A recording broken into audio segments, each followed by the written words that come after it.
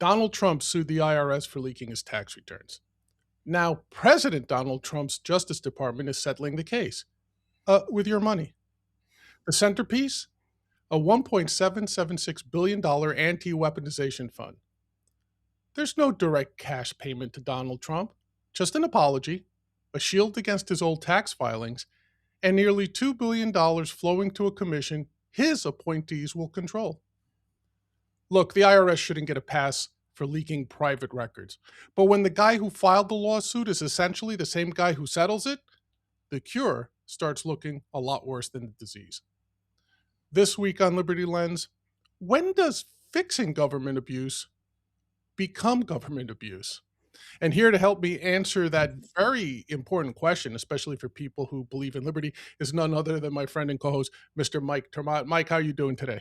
Good to be with you, John. As always, I enjoy being surprised how you're going to frame this issue. I thought that you nailed it, by the way.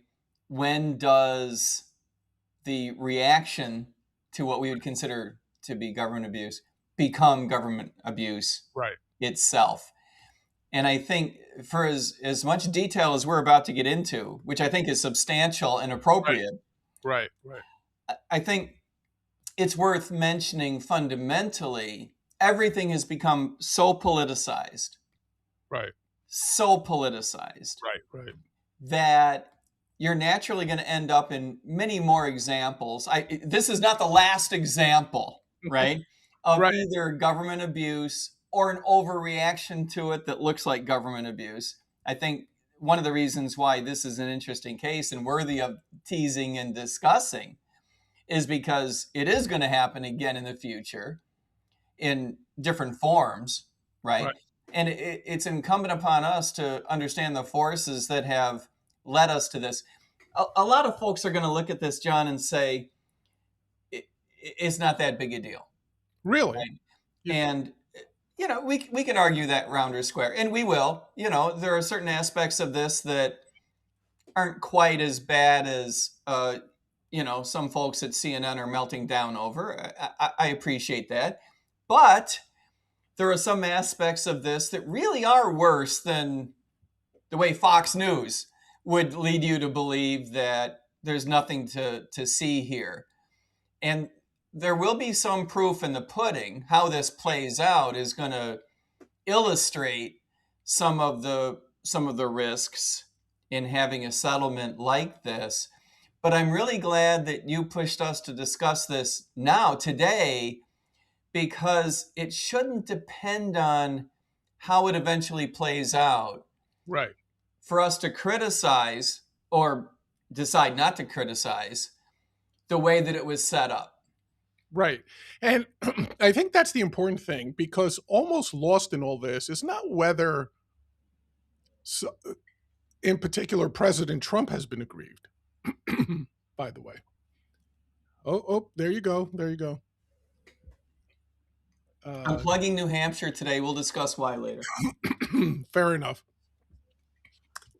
Every movement for you is never wasted, so I always have to stop and pay attention to New Hampshire for later today. But the issue is less that Mr. Trump was aggrieved. He was. I mean, even someone like myself who will sit back and not particularly be a fan of the president's, he had personal information leaked, released by an IRS contractor who was found guilty for this. Right now, the question becomes criminally. Yes, criminally. That's an important part of the story that a lot of folks don't want to.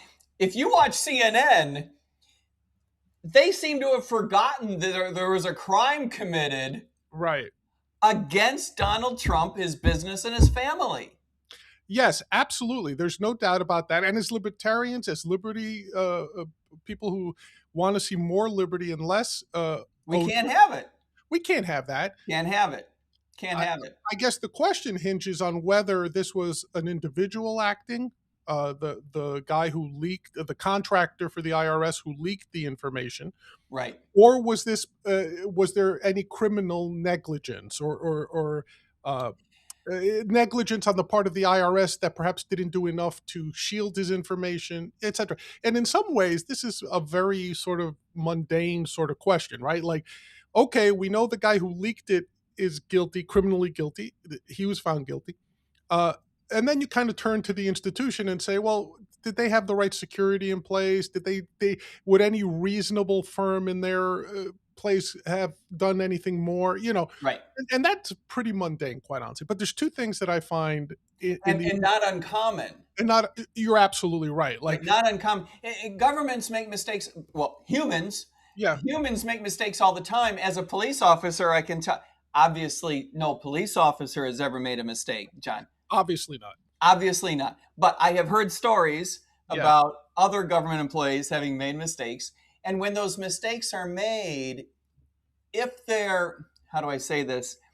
If they are part and parcel of what it is that you do for your employer right, is eventually going to be found somewhat responsible for the situation right. that led to this.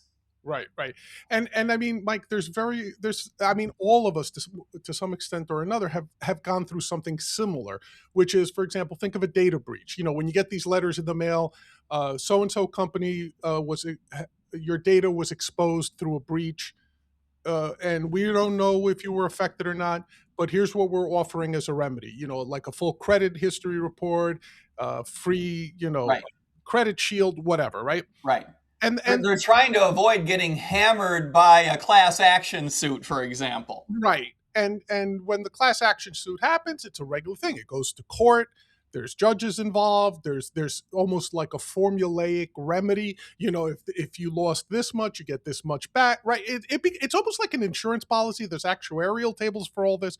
Yep. What I find this to be, though, so before we get to what we're going to talk about, I wanted to set the stage to say President Trump and his family members were aggrieved. There's no doubt that they had a crime committed against them. Their request, in typical Trumpian fashion, when the suit was originally filed, and this is when he was citizen Donald Trump, not President Donald Trump. I think that's another key distinction here. Donald Trump and his family filed civilly for $10 billion.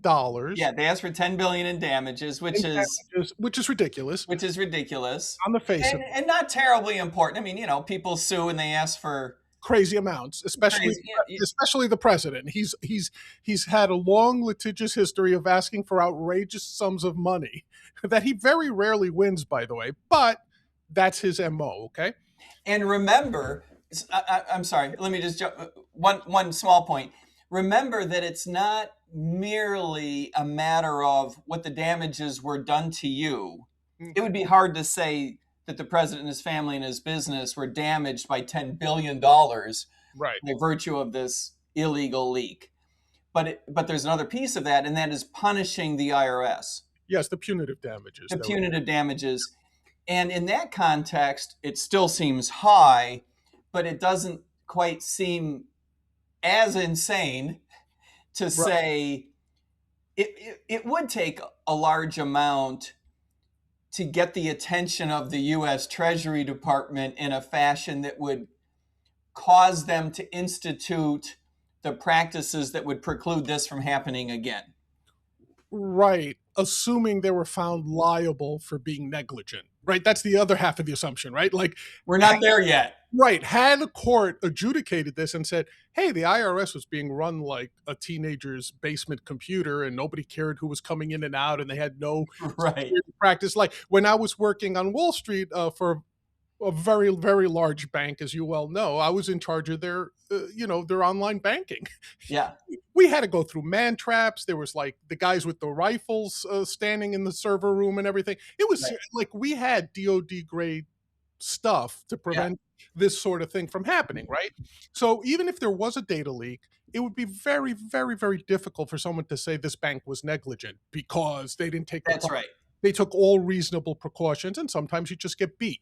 The same thing with the IRS, right? So it was never proven that this was a case of negligence or perhaps even worse, they knowingly allowed this person to leak the information for police. That's right. Like, so in fact, I would argue, as a cop, I would argue that the successful criminal prosecution Mm. is evidence that the IRS was not all that negligent, at least. I mean, it took a felony. Right. You see where I'm going? It took a felony to circumvent whatever procedures, whatever process, whatever protections the IRS had in place.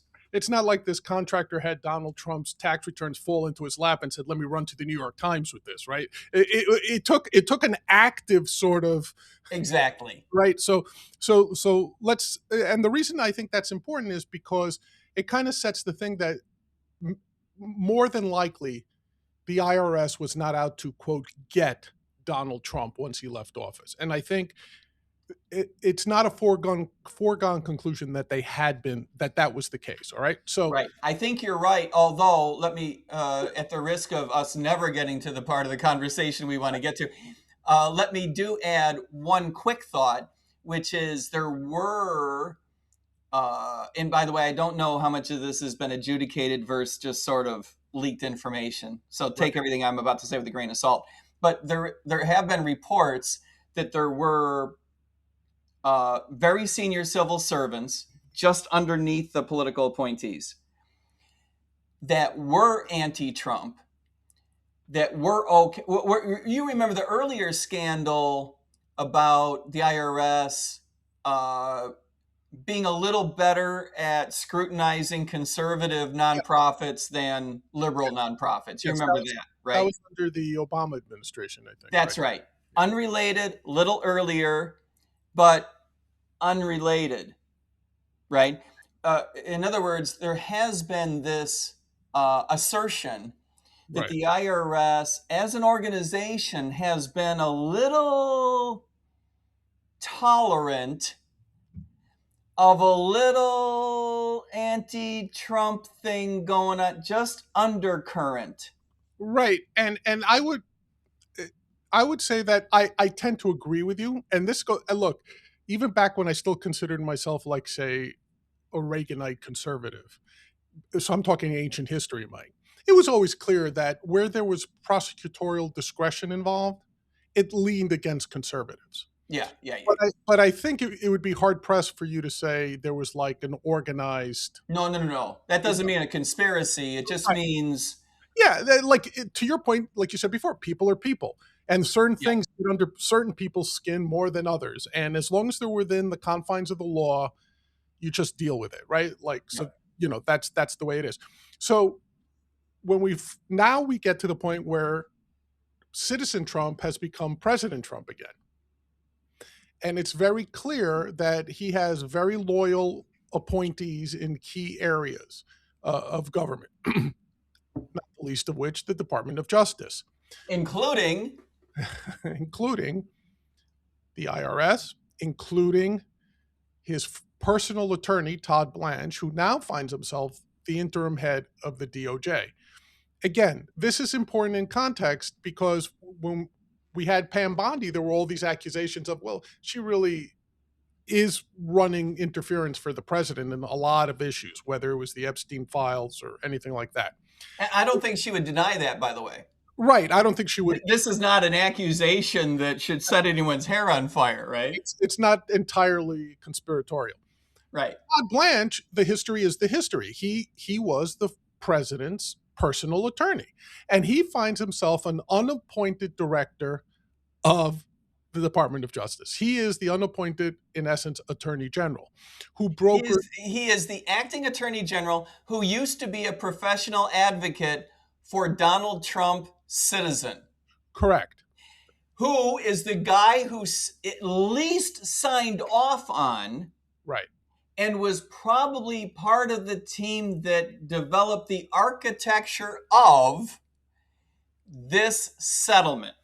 Right. And that's the part that we have to start up because, as I said, as I'm fond of saying, like many things the Trump administration has done, you get a sense of you shouldn't be able to do this.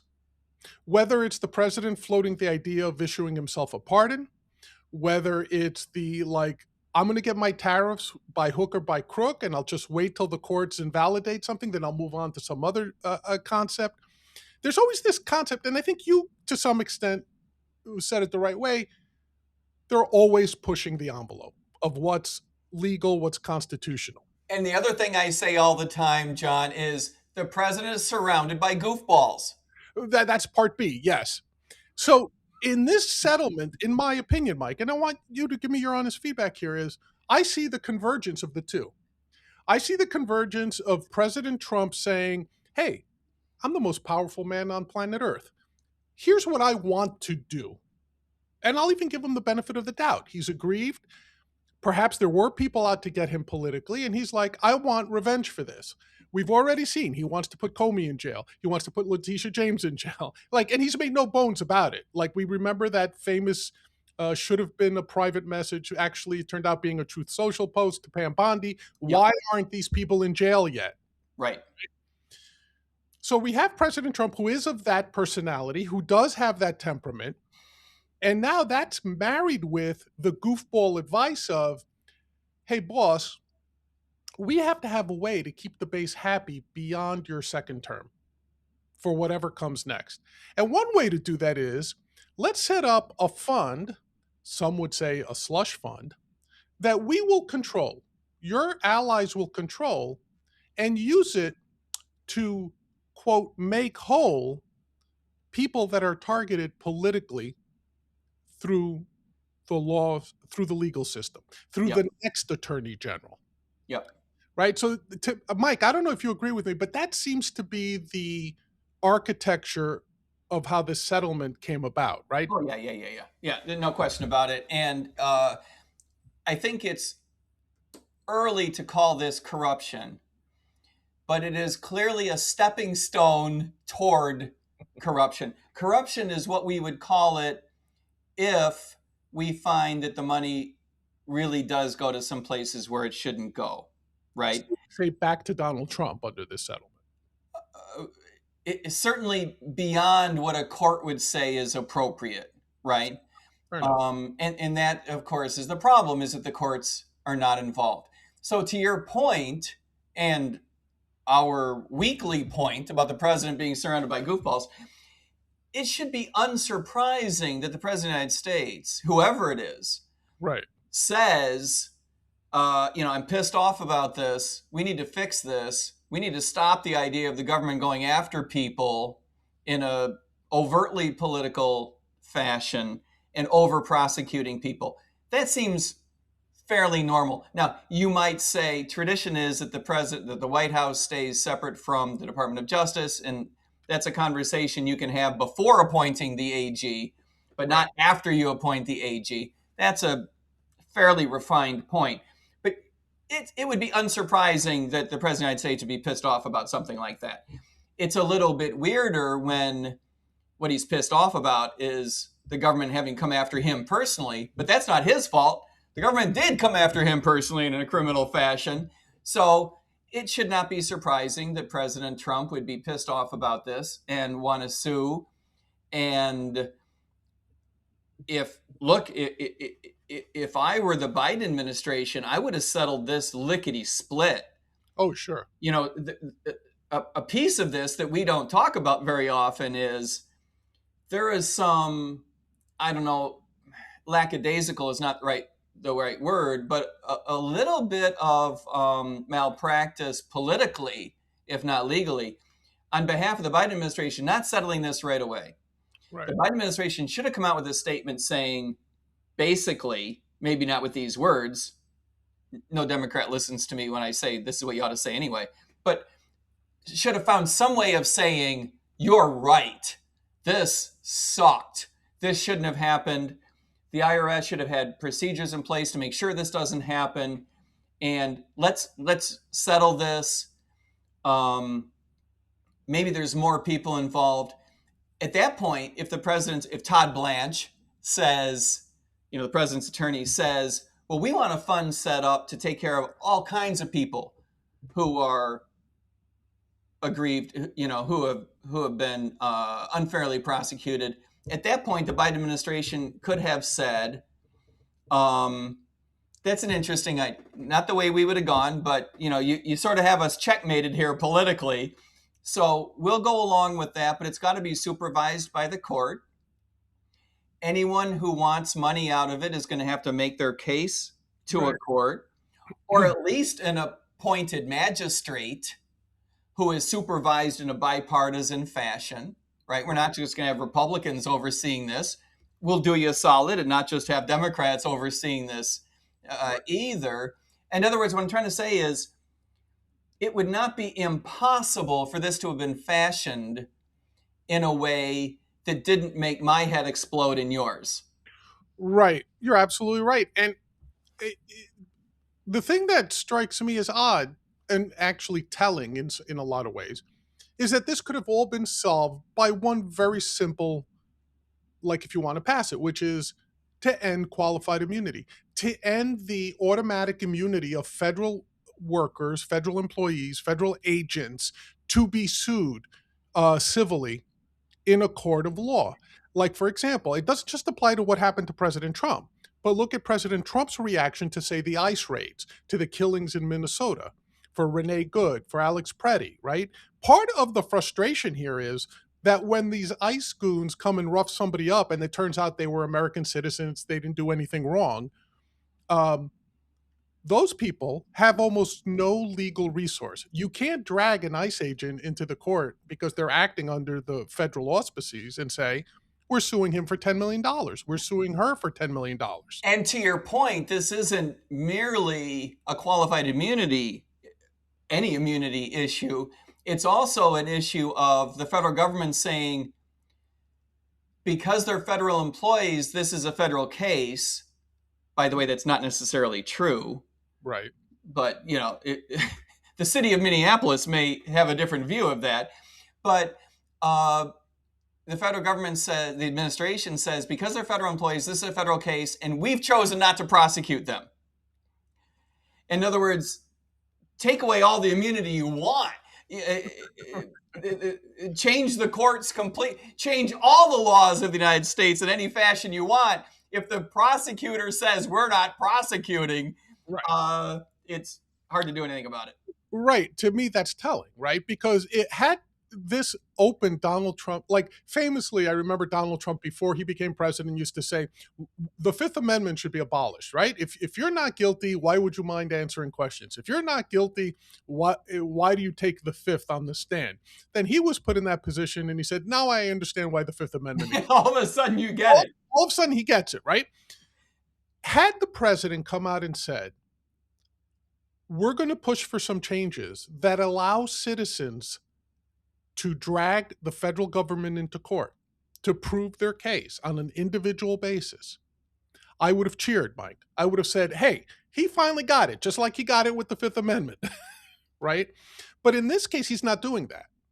Like, we all know it's political, right? The fact that this fund is trying to be set up in the amount of $1.776 billion, which just so happens to coincide with our 250th birthday, with the 1776, right? There's clearly marketing involved in this. There's clearly politics involved with this. We all know what we're headed for if the polls hold up in November. It's going to be a GOP slaughter.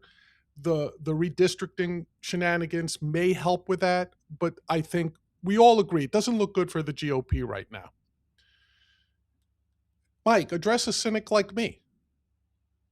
Why should I view this as anything other than a slush fund to pay off political groups favorable to the president to try to turn them out?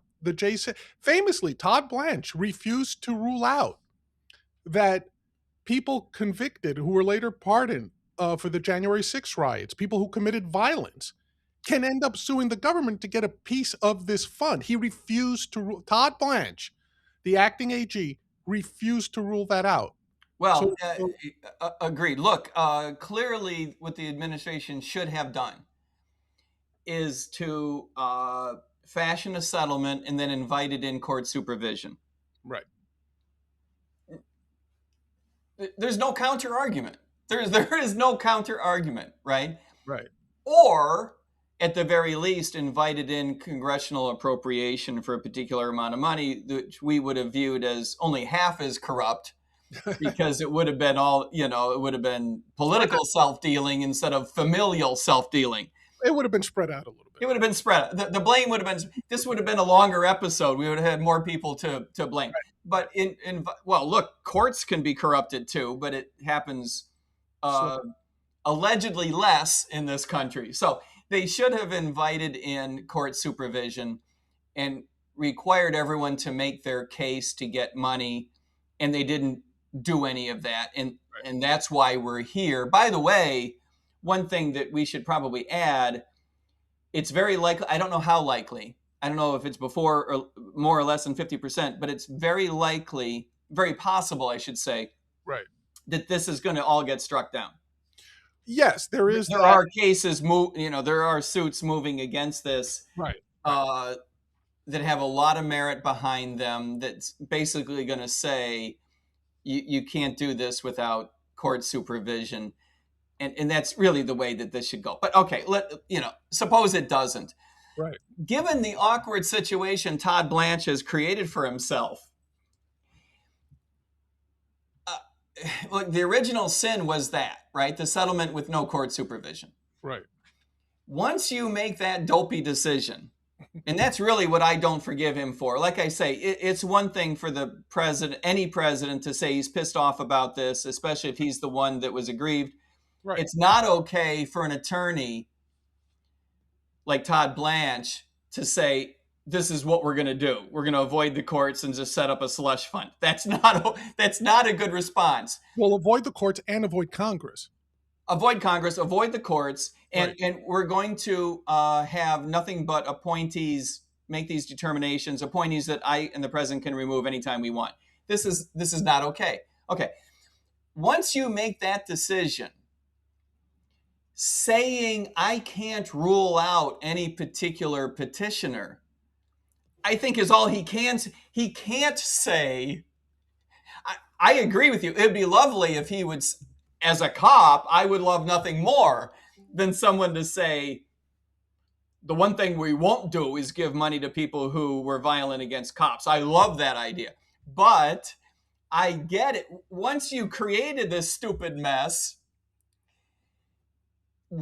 if you start saying, well, not this group, not that group, it makes it feel like you already have in mind which people are going to get the money. Right. Yeah. And it makes it feel like you've got some rules in mind that you haven't written down. Or you haven't thought the whole thing through to begin with. You think? You think?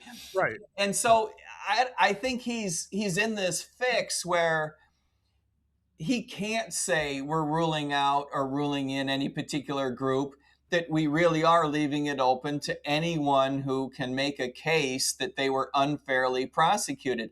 Now, if he were a better politician, which he's not, he could have thread that needle. He didn't. He could have thread that needle, and he could have said, look, obviously I can't rule out anything because it's a matter of, who petitions and who can make their case.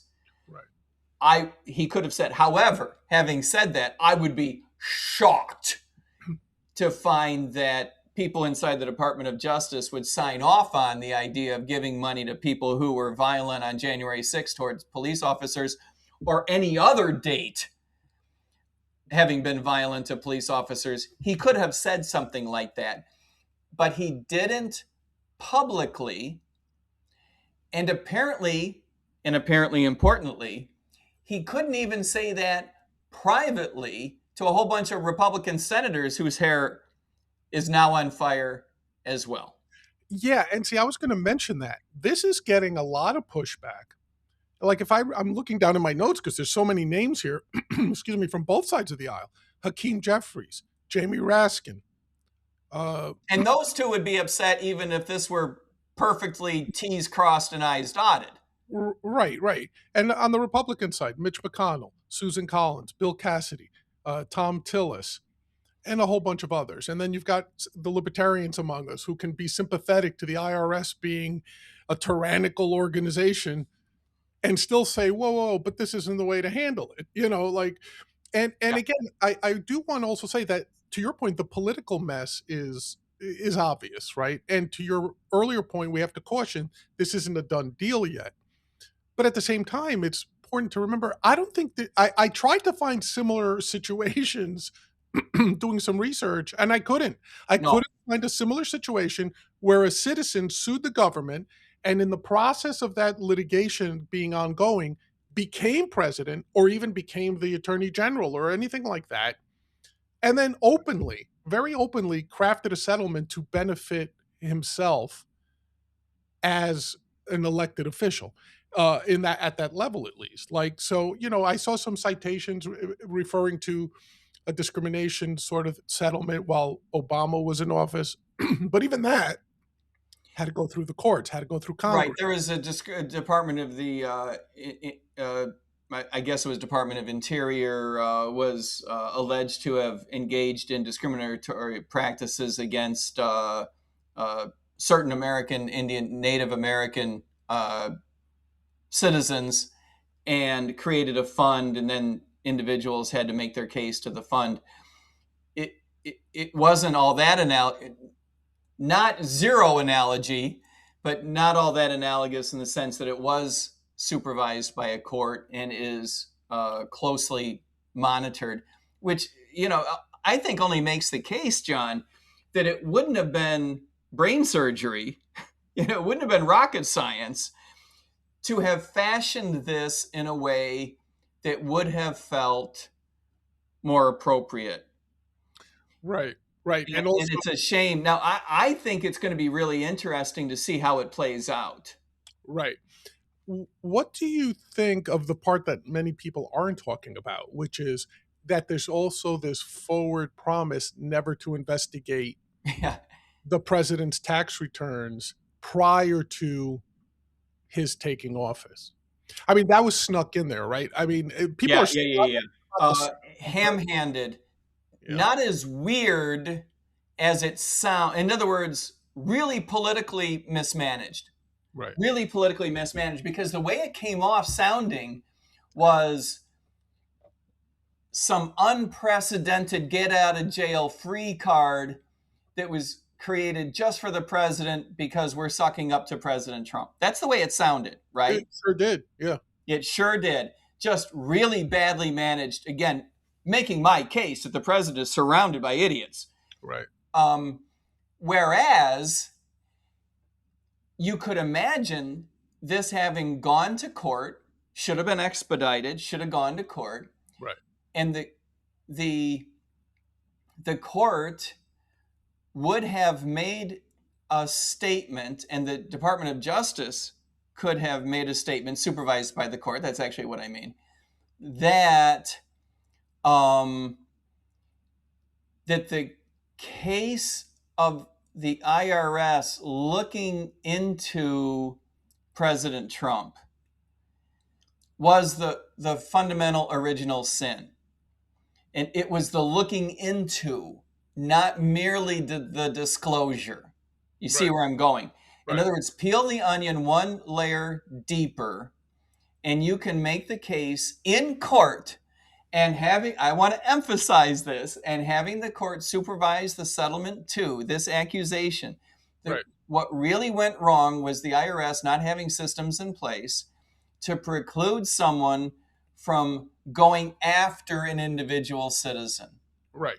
Right. And that would have made the case that you can't look into President Trump or anybody else, Right. which is already standing law but was violated, right? Right. And the way the prosecution works in this country, when it works correctly, the way the prosecution works is you discover a crime and then you investigate it. You don't get mad at a human, decide to investigate him or her, and then see if there's a crime there. Right. Which it should be noted is also a practice that the current administration has dealt in, right? So it's not like their hands are clean, right? We know that President Trump obviously ordered Pam Bondi to go fishing. He's got, I forget the gentleman's name, but he had somebody pulling every mortgage application of every sitting Democrat. Oh yeah, at the FHA. The FHA to try to find application errors, which they Horrible. Which is how they went after the Federal Reserve governor. right, and also Letitia James. That's how they got And out. Letitia James, right? So so a Which is a messed up example because Letitia James really did misbehave and abuse her authority and power to go after Donald Trump and said so. She right, said she was going to go after Donald Trump right. and she was elected for it. She should have been, I don't know if I can say she should have been prosecuted for it, but she should have been drummed out of public life for saying such a horrible thing. So we get it. It's not like, there's any love lost here. We get it, and to some extent, it's a whataboutism and a both sidesism. I get that. Um, but does it speak to you, Mike, at all that no one's looking for permanent remediation of this issue? Like I said, like Congress could pass laws that strip away immunity, strip away the the federal court that somehow citizens should be able to sue federal employees, that it shouldn't be automatically left up to the government to decide whether someone can sue them, right? To me that seems like a much more productive sort of effort, that President Trump would win a lot of hearts and minds, if I could steal a phrase, if he were to say, you know what happened to me was horrible. A lot of us can agree with that. And in order to keep it from happening to anybody ever again, here's what I'm calling upon Congress to do. And none of it involves paying me $10 billion. None of it involves me going after my political enemies. Here's how we stop this once and for all. And Yeah. he did not take that opportunity, Mike. No, he didn't. And I believe that one of the pieces of that would have been to allow it to play through the courts, Yes. because it would have resulted in either a jury or at the very least an appointed magistrate making an independent decision that the president and his family and his business had been wronged and we're going to do something about it. Or it would have resulted in not getting that decision, and then everyone can say, well, the system is flawed for whatever. Either, if the court had cited some sort of immunity, which I don't think they would have been able to get away with citing, but to your point, if they had, or whatever doctrine they had cited as not offering the Trump family some remuneration, then we could have recoiled against that and tried to fix it. Alternatively, we all recognize that that's rolling the dice a little bit, because what happens if the court decides based on the facts that you're not entitled to compensation? That's a problem. So I get why. I mean, these are reasons why people settle before it goes to trial, right? To eliminate the possibility that you're not going to get your way in a trial. But all these are opportunities that the administration missed to make the system better going forward.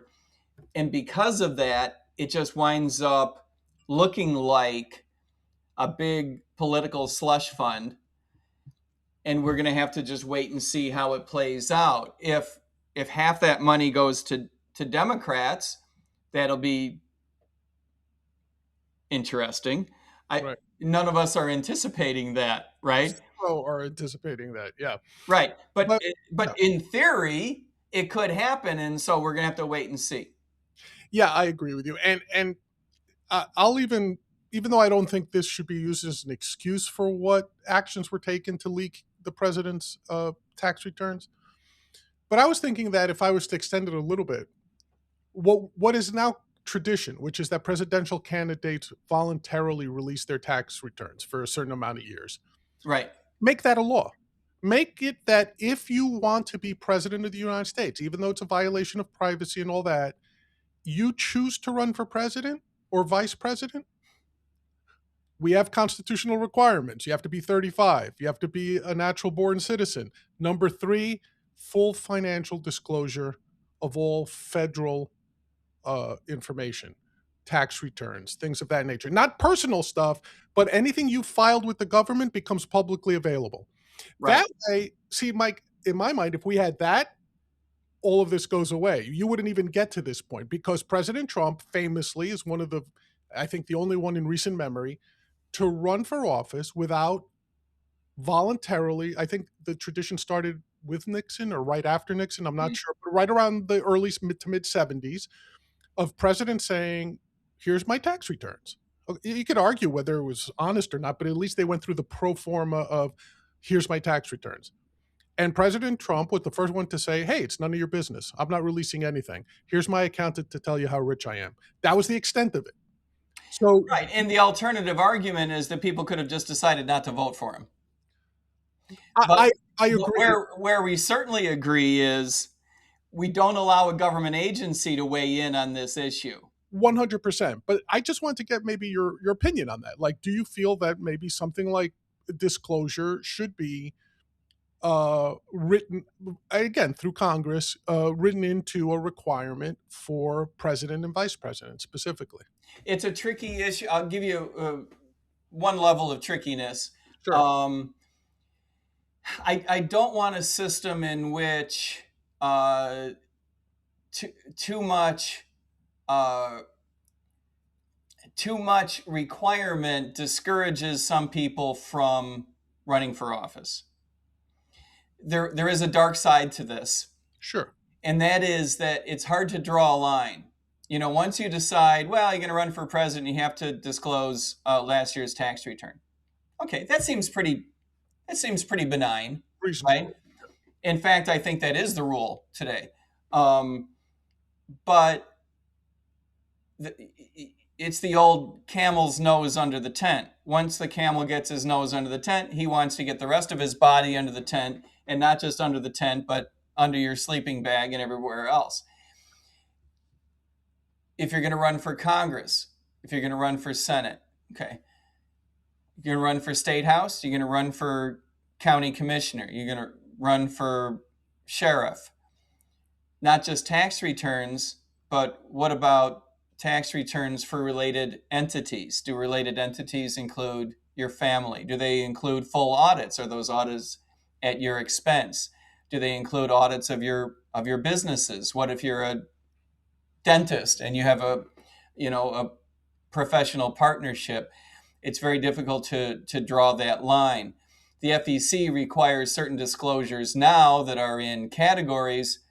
It would be easy to imagine that becoming even more onerous. By the way, it's fairly onerous now in terms of disclosure of assets, having gone through it myself. I tried to get the Department of Justice to sue me because I disclosed once, and when they came after me for a second bite of the apple in year 2, I said, no, I already gave it to you. And they said, well, because we're the regulatory authority, we've decided we get to ask for this. That's where I drew the line, right? No, you can come after me with the law if you want, but until and unless you're going to have to make do with this being at my discretion. And I wanted to go to court over it and adjudicate this, but they declined, which I think is probably everything you need to know about the case that they felt like they had, right? I mean, if they're afraid of a pissant like Mike Tremont, they probably don't have a tremendous case. Right. So I agree with you. There is some level setting that would be nice and make everyone play in the same field. Right. Or alternatively, I do like the idea that if people really are upset about this, then, maybe don't vote for the guy who refuses to, disclose. But the one thing that I think is rock solid is you do not allow the government to make up its mind absent a democratic process for deciding what the rules are going to be. Oh, 100% agreed on that. And I think that's the answer to just about everything here, because I think, look, we had sort of an issue like this with the 9/11 Victims Compensation Fund, right? Everybody voted for it except for Justin Amash. And when he rose in objection to it, he said, I'm not objecting to compensating these victims. I'm objecting to setting up a fund that has no oversight for 30 years and gets automatically rolled over, right? Like, we should vote on this, whether it's every 2 For the years. benefit of our viewers, Justin Amash being the libertarian inside the Republican caucus, congressman from Michigan. Right, who eventually switched parties to become the only libertarian congressman in history. But And has switched back. That's right. yeah, and they switched back. They're the only Libertarian Party, I should say, Yep. congressman in history. But to his point was very good. Like, if we all agree this is a good idea, we should have no problem passing it year after year. And when we eventually don't, it's because there's no longer a need for it. Even if we had gone through that process with this proposed fund, right? That, okay, Congress voted for it. We've established a fund. We've allocated funds, because that brings up the other. Where do you get the 1.776 billion from? You, Right. if you print it up, you're just destroying the economy. And if it's been reallocated from something else that Congress has decided that money should have gone for, that's illegal. Which is probably one of the ways the opponents of this fund are going to battle this, right? Is to say, Well, look, potentially, and that does bring up an interesting point. If this were court supervised, I think a lot of folks, myself included, would expect the hurdle to be higher than it's going to be. sure, No, we don't know exactly how this is going to play out, but I think you and I would be surprised if it were extraordinarily difficult for people with the correct political pedigree and personal, let's be honest, and personal pedigree, and/or personal connections, right? Yeah. To get at least some money out of it. I think we would expect it to be more difficult if it were court supervised. Right. And it's worth mentioning that there already is a process. The Department of Justice already has a judgment fund that Congress has approved that says you can get, if you enter into a settlement and supervised by the court, or if there's a court order, we'll pay. Just, it's an entitlement like Medicare or your pension. We will pay. Right. And so it's not like it would have been impossible to make this work legally in a normal legal process. Right. Anyway, there is, to your point in your question, one more backstop that no one is expecting to come into play, which is the Treasury Department has the right to say no. Really? Okay. When the Treasury Department eventually starts cutting checks for these settlements, the Treasury Department could theoretically, no one is expecting this, could theoretically say, no, this isn't kosher. I guess they wouldn't use the word kosher, but they would eventually, they have the right to say, this isn't the way this fund is supposed to work. This wasn't pursuant to a court order. And being the Treasury Department, we need some more T's crossed and I's dotted, and we're not okay with this. But I think everyone's expectation is that the Treasury Department was in on this settlement specifically because the IRS is a Treasury Department agency. Right. So there's no way that the Treasury Department isn't already on board with this. Or at least at the top. Or at least at the, that's an interesting point. What if, right, the 1.776 billion is not exhausted by the time a Democrat is elected? Right. And that's the part that I was going to bring up to you, Mike. Like, how short-sighted is it of the current administration that, hey, we come up with this wonderful idea to at the worst case, enrich ourselves, and now we don't expect that the precedent has been set for the other side to do the same thing. I keep saying this. Politicians seem to have a quarter-by-quarter view into the future. Like, they can't see past their own election.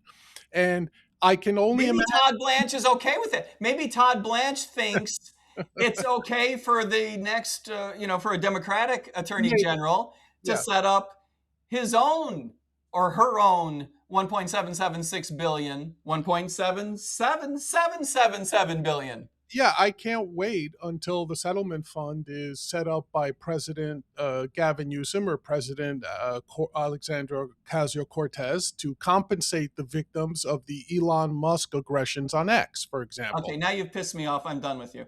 Right? But I mean, you could see it. You could see that happening. Of course. It's going to be much harder to argue against it in the future than it would have been.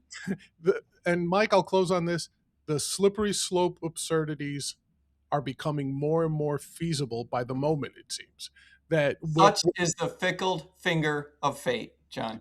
And I'll end it on that. Mike, quickly before we sign off, please tell us about anything that you want to tell us about to look forward to. Oh, there's just nothing going on, John.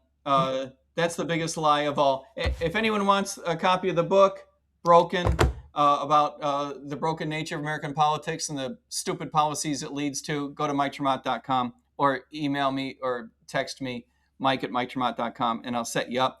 We're making a big announcement July 9 at FreedomFest. If anyone wants to go to FreedomFest, wants $100 off, go to MikeTremont.com/FreedomFest, and you can hit a button and register and get $100 off. That's very fun. Big announcement July 9. Our team is going to be announcing a campaign that's very different, very innovative. I think a lot of folks are going to say, that's interesting. Didn't see that coming. Never tried before in 250 years of American political history, which makes it fun. Fun. The most fun thing about Tiggers is I'm the only one. And so I really think that it's going to be a campaign that is fun to watch and for a lot of folks, fun to participate in. So let me know if you want to get involved. Absolutely. And it's so much fun. Even a blabbermouth like myself has managed to keep it under wraps. So, yes, I am in on it for those out there that think we're being performative. And yes, I am keeping my mouth shut until Mike decides to announce it himself. All right, everyone. Don't forget to like, share, and subscribe. We really appreciate it. Helps out with the algorithm. Until next time, for Mike Tremont, this has been Big John.